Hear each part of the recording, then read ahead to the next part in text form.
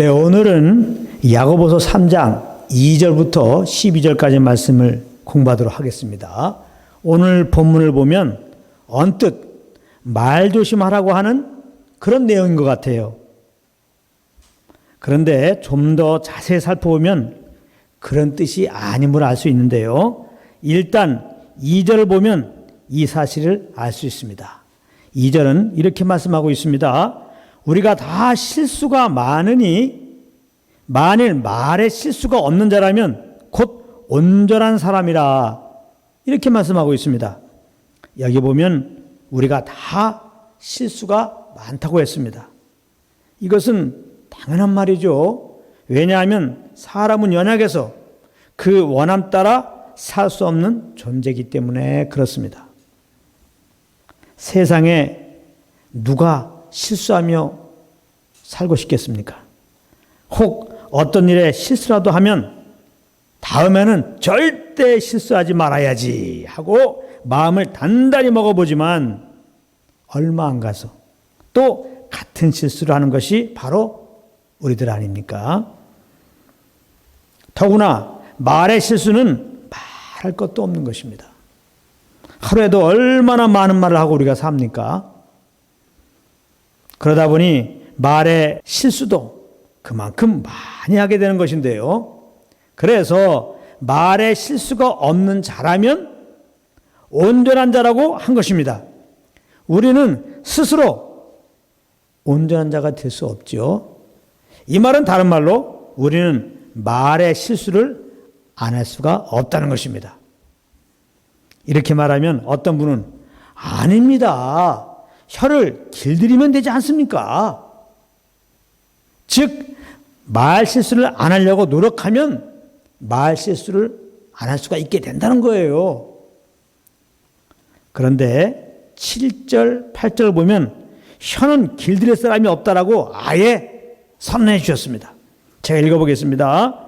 여러 종류의 짐승과 새와 벌레와 바다의 생물은 다 사람이 길들일 수 있고 길들여 왔거니와 혀는, 잘 들으세요, 혀는 능히 길들일 사람이 없나니 그러므로 혀는 쉬지 아니하는 악이요 혀는 죽이는 독이 가득한 것이라, 이렇게 말씀하고 있습니다. 사람의 혀는 사람이 길들일 수 없다라는 거예요. 아무리 말의 실수를 안 하려고 해도 안 되는 것이다, 이 말이에요. 그러므로 아무리 말 조심하려고 해도 말의 실수를 할 수밖에 없는 우리들에게 말 조심하라는 의미로 오늘 본문을 주실 리가 없는 것입니다. 그럼 오늘 본문을 주시는 의미는 과연 무엇일까요? 일단 계속 본문을 살펴보도록 하겠습니다. 3절, 4절의 말씀은 우리의 작은 지체인 혀의 어땀에 따라서 우리들 인생이 그렇게 되어진다라고 하는 그런 말씀인데요. 3절을 보겠습니다. 우리가 말들의 입에 재갈 물리는 것은 우리에게 순종하게 하려고 그 온몸을 제하는 것이라, 이렇게 말씀했습니다. 여기 나오는 말은 horse, 말 있잖아요. 그 말을 말하는 겁니다. 우리가 말하는 말이 아니라 짐승 말을 말하는 거예요. 이 말에 재갈 물리는 예를 들고 있는 것은 말의 온몸을 통제할 수 있는 능력이 그 말 입에 물려진 재갈에 있다는 것입니다.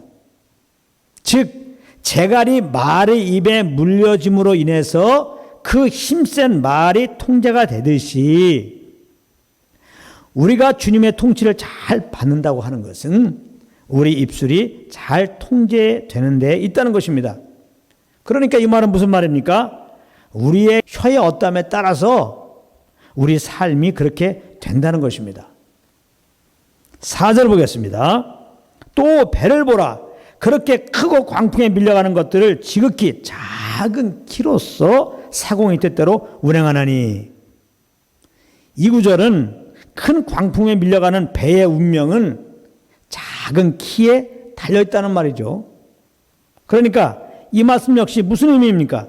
이와 같이 우리 인생의 운명 역시 우리의 작은 지체인 혀에게 달려있다는 말입니다. 그리고 5절입니다. 자, 5절부터 굉장히 중요한 말씀이 이제 나옵니다. 잘 들어보세요. 이와 같이 혀도 작은 지체로 돼 큰 것을 자랑하도다. 보라, 얼마나 작은 불이 얼마나 많은 나무를 태우는가. 이렇게 말씀하고 있는데요. 이 구절은 작은 불이 많은 나무를 태우는 것처럼 사람의 작은 지체인 이 혀가 얼마든지 사람의 인생을 파괴시킬 수 있음을 지금 말씀하고 있는 것입니다. 그래서 6절에 보면 혀는 불이라고 했고 그 사르는 것이 지옥불에서 난다라고 했습니다. 제가 읽어보겠습니다. 혀는 곧 불이요 불의의 세계라. 혀는 우리 지체 중에서 온몸을 더럽히고 삶의 수레바퀴를 불사르나니 그 사르는 것이 지옥불에서 나느니라. 이렇게 말씀하고 있습니다. 여기 보면 우리의 온몸을 더럽히고 삶의 수레바퀴를 불사르는 것이 우리의 혀라고 말씀하고 있는 것입니다. 이 말은 그래서 사람이 결국 지옥불에 떨어지게 되는 것은 혀 때문이라는 거예요. 혀. 이게 무슨 말이냐? 자, 지금부터 또 잘 들으세요. 이게 무슨 말이냐? 이 말의 의미를 알려면 왜 사람들이 자기의 의지와 생각 따라 혀를 길들일 수 없는지를 알아야 하는 것입니다.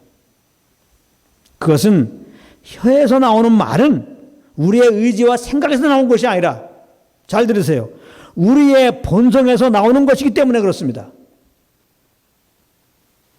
이것을 아는 것이 굉장히 중요해요.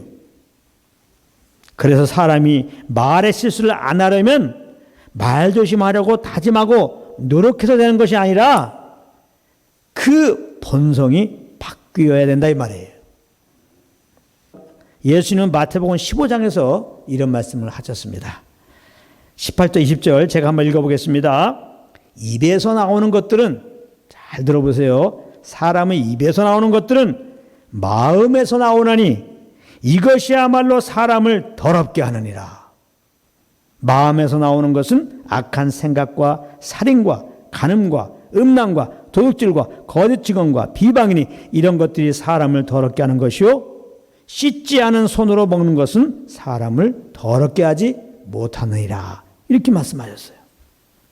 여기 보면 입에서 나오는 것들은 마음에서 나오는 것이라고 했어요. 그러면 사람의 마음의 상태는 어떠한 상태입니까? 예레미야 17장 9절은 이렇게 선언하고 있습니다. 만물보다 거짓되고 심히 부패한 것은 마음이라. 누가 능히 이를 알려마는 그랬습니다. 사람의 마음은 부패된 상태라는 것입니다. 그러면 사람의 마음이 언제 그렇게 부패되었습니까? 첫사람 아담이 범죄할 때 그렇게 된 것입니다. 그러므로 아담의 허리에서 난 모든 사람의 그 마음 역시 부패되어 있는 것입니다. 그 증거가 무엇입니까? 마음에 하나님 두기를 싫어합니다. 십자가에서 죽으시고 부활하신 예수님을 그 마음의 주인으로 모시기를 싫어한다 이 말입니다. 그러므로 부패한 마음은 무엇이냐? 예수님을 부인하는 마음인 것입니다. 예수님의 통치를 거부하는 마음인 거예요. 예수님은 그 마음에 있는 것이 입에서 나온다고 했습니다. 그러므로 이 부패한 마음에서 말을 하는 것은 다 하나님을 대적하는 말이요 예수님을 부인하는 것입니다.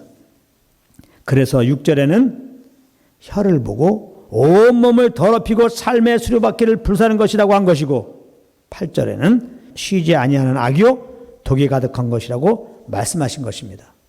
그래서 사람들은 지금 그 혀로 인하여 불지옥으로 떨어지고 있다 해도 과언이 아닌 것입니다. 그러니까 자, 여기서부터 또 잘 들으세요. 오늘 말씀 결론에 지금 도달하고 있습니다. 그러니까 오늘 말씀은 이제부터는 말 조심하자, 혀를 조심하자, 이런 말씀입니까? 아니죠. 그 혀에서 나오는 악한 말은 어디서 나왔다고 했죠? 부패된 마음입니다. 오늘 본문은 사람들이 자기 말이 악한 것은 자기 마음이 부패되어 있기 때문이라는 것을 알라라고 하는 의미인 것입니다. 그 타락한 마음이 바뀌지 않는 한 선한 말을 한다는 것은 불가능이라는 거예요. 지옥불로 떨어짐을 면하게 되는 것은 불가능이라는 것입니다.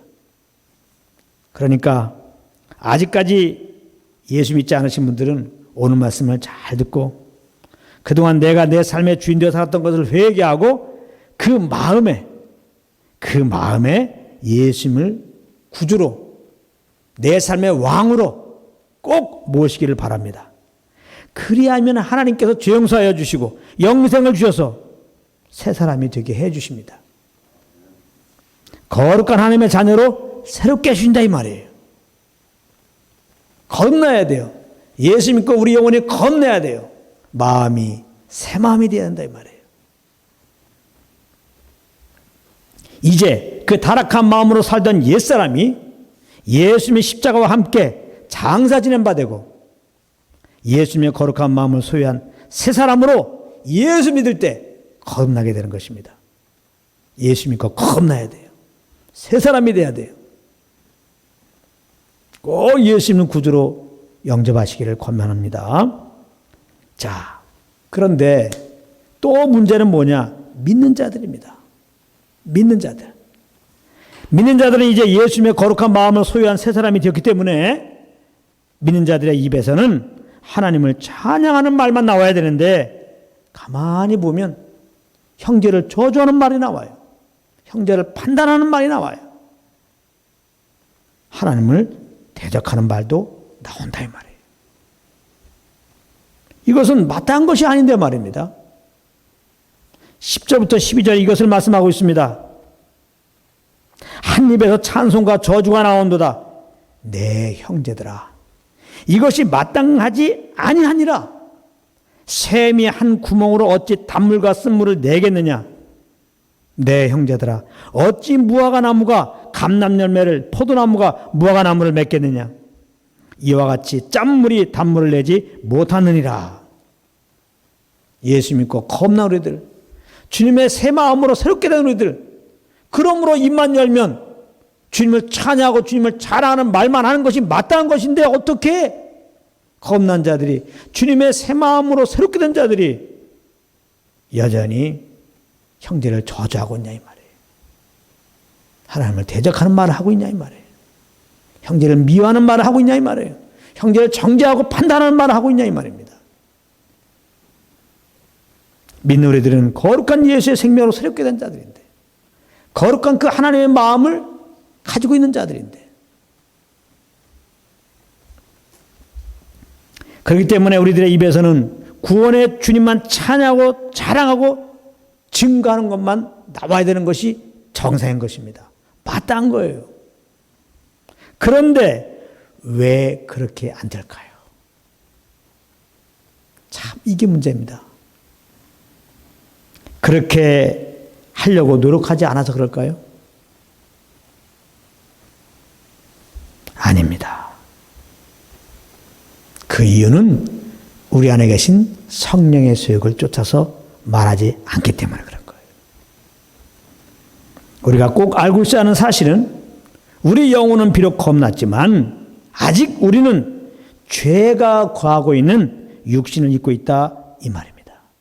그래서 겁나 우리가 성령을 쫓지 않으면 우리는 우리 안에 있는 죄성을 따라 말하게 될 수밖에 없다는 거예요. 그래서 우리는 마땅히 주님만 찬양할 자가 똑같은 입으로 형제를 저주하는 말을 하게 된다 이 말입니다. 그러니까 우리 안에 성령님이 계시고 이분이 지금 나에게 말씀하시고 나야말로 이분의 인도함을 따라야 되는 것이 얼마나 중요한지 알겠죠? 이분의 인도함 따르지 않으면 옛사람으로 사는 거라니까요. 육신의 죄욕 따라 사는 겁니다. 이 타락한 부패된 그 본성을 따라 살아가는 거예요. 그 마음 따라서 말을 하게 되는 것입니다. 그러니까 예수 믿고도 어떤 경우는 예수 믿기 전과 똑같이 형제를 대하는 태도가 정죄하고 판단하고 미워하고 그 외모를 취하고 그러는 거예요. 그럴 수가 있다는 겁니다. 그러므로 결론입니다. 오늘 본문은 원치 않게 말에 실수하는 나를 발견할 때마다 말 조심해야지, 말에 실수하지 말아야지, 그렇게 하라는 말씀이 아니라 우리의 구주 예수 그리스도를 바라보라 이 말입니다. 그리고 그 안에서 새롭게 된 나를 바라보란 얘기예요. 그리스도 와서 항상 구원의 예수만 찬양한 대로 새롭게 된 나를, 형제를 세워주고 격려하는 그런 자로 새롭게 된 나를 바라보라 이 말이에요. 그리고 그럼에도 불구하고 우리 힘으로 형제를 저주한 것은 우리 안에서 우리를 인도하고 계시는 성령의 음성을 무시하고 내 정욕을 따른 열매였던 것을 알라 이 말입니다.